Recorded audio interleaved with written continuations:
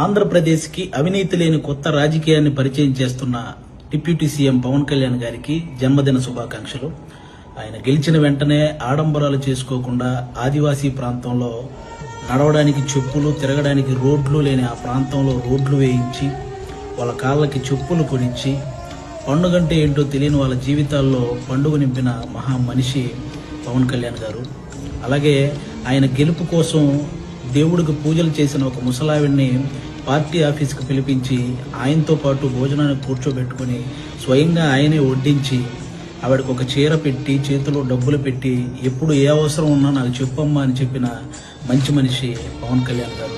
అలాగే వైజాగ్ నోవాటెల్ దగ్గర ఆయన అరెస్ట్ చేస్తారేమో అన్న ఒక ఆందోళనకరమైన పరిస్థితి ఉన్నప్పుడు కింద అప్పటికే జన సైనికులు చాలామంది గుమికూడారు. కానీ ఒక మహిళ ఒక చేతిలో 6 నెలల బిడ్డని, ఇంకొక చేతిలో జనసేన జెండాని పట్టుకొని ఎలా అరెస్ట్ చేస్తారో మేము చూస్తామని ధైర్యంగా కూర్చున్న గోవిందమ్మ అనే ఒక మహిళని రీసెంట్గా అల్లూరి పేరుతో జరిగిన జనసేన సభలో ఆవిడ ఫస్ట్ జ్యోతి ప్రజ్వలన ఆవిడ చేతే వెలిగించే అటువంటి అవకాశాన్ని కల్పించినటువంటి మనసున్న మనిషి పవన్ కళ్యాణ్ గారు. అలాగే ఆయనకు ఒక ఉప ముఖ్యమంత్రిగా ఆల్మోస్ట్ 2,10,000 జీతం వస్తుంది. కానీ ఒక్క రూపాయి కూడా ఆయన వాడుకోకుండా ఎవరైతే పిఠాపురంలో అనాథ పిల్లలు ఉన్నారో వాళ్ళకి ప్రతి నెల కూడా సహాయం చేస్తున్నటువంటి మంచి మనిషి పవన్ కళ్యాణ్ గారు.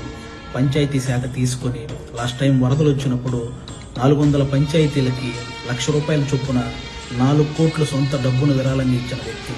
ఇప్పుడు ప్రతి పంచాయతీ కూడా రోడ్లు సమస్య కానీ అలాగే తాగునీటి సమస్య కానీ లేకుండా అభివృద్ధి చేసుకుంటూ వెళ్తున్న వ్యక్తి పవన్ కళ్యాణ్ గారు. అలాగే ఎవరైతే అది చేస్తాం ఇది చేస్తాం అని బెదిరించే రౌడీ మూకలకి, అలాగే అవినీతి చేస్తాం అనే రాజకీయ నాయకులకి వ్యతిరేకం తప్ప నార్మల్గా ఉన్న జనాలకు ఆయన ఎప్పుడు అందరినీ సమానంగా చూసే వ్యక్తిత్వం ఉన్న వ్యక్తి పవన్ కళ్యాణ్ గారు. మీరు చూసినట్లయితే ఎక్కడో శ్రీశైలం అడవుల దగ్గర చెంచులకు చెందిన ఒక యువకుడు శివ అనే యువకుడు కనీసం తన ఊరి సమస్యను చెప్పడానికి కూడా తరబడుతున్న ఆ యువకుడిని ఒక పెద్ద స్టేజ్ ఎక్కించి అనర్గళంగా మాట్లాడేంత కాన్ఫిడెన్స్ అతనికి ఇచ్చినప్పుడు, మీరు జై భీమ్ సినిమాలో సూర్య గారిది ఫిక్షనల్ పాత్ర అయితే పవన్ కళ్యాణ్ గారిది ఆ రోజు సభలో ఆయన పోషించింది రియల్ పాత్ర అన్నమాట. అలాగే ఎవరైతే కష్టపడ్డారో కార్యకర్తలు వాళ్ళలో నుంచే నాయకుడు పుట్టాలని త్రిశూల పథకం పేరుతో ఇప్పుడు వాళ్ళందరికీ కూడా వాళ్ళలో నుంచి నాయకులను తయారు చేసే ఒక కొత్త అధ్యాయానికి తెరలేపిన నాయకుడు పవన్ కళ్యాణ్ గారు. అలాగే సుగాలి ప్రీతి కేసు రాష్ట్రంలో ఏ రాజకీయ నాయకుడు టచ్ చేయడానికి కూడా ఆలోచించే కేసుని దేశం మొత్తం తెలిసేలా చేసింది పవన్ కళ్యాణ్ గారు.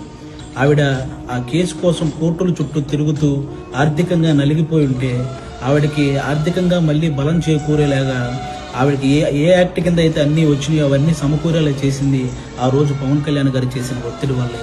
అలాగే ఇప్పటికే ఆ కేసును కంప్లీట్ చేయాలని, కోర్టుల మీద ఒత్తిళ్లు తేవాలని వాళ్ళ ఎమ్మెల్యేలకి, ఎంపీలకి అసెంబ్లీలో, పార్లమెంట్లో పోరాడమని చెప్తుంది కూడా పవన్ కళ్యాణ్ గారే. అలాంటి వ్యక్తిని ఆ ఇష్యూని ఏదో రాజకీయంగా వాడుకున్నారు అని అంటున్నారే, ఆ మాటలు చాలా తప్పండి. అలాంటి పాపపు మాటలు మాట్లాడితే ఆ చనిపోయిన చిన్న పాప కూడా అలాంటి వాళ్ళని క్షమించదు. కాబట్టి ఇది గుర్తుపెట్టుకోవాలని మనస్ఫూర్తిగా కోరుకుంటున్నాను.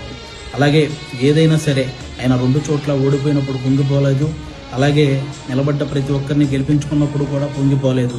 అప్పుడు కష్టాల్లో ఉన్న వాళ్ళని ఆదుకున్నాడు, ఇప్పుడు కష్టాల్లో ఉన్న వాళ్ళని ఆదుకుంటున్నాడు. ఆయనకి పదవులు ముఖ్యం కాదు, పని ముఖ్యం. అలాగే ఇప్పటి వరకు ఆయన సాధించిన దానికి గర్వం కానీ, అలాగే అవతల వాళ్ళు సాధించేదానికి జలస్ ఫీలింగ్ కానీ లేని ఏకైక నాయకుడు, కథానాయకుడు పవన్ కళ్యాణ్ గారు. ఆయన ఎప్పుడూ బాగుండాలని మనస్ఫూర్తిగా కోరుకుంటూ, సినిమాల్లో ఆయన ఏ పొజిషన్లో ఉన్నాడో నాకు తెలియదు కానీ రాజకీయాల్లో మాత్రం నంబర్ 1 పొజిషన్లో ఉన్నాడు. Once again many more happy returns of the day Pawan Kalyan గారు. Thank you.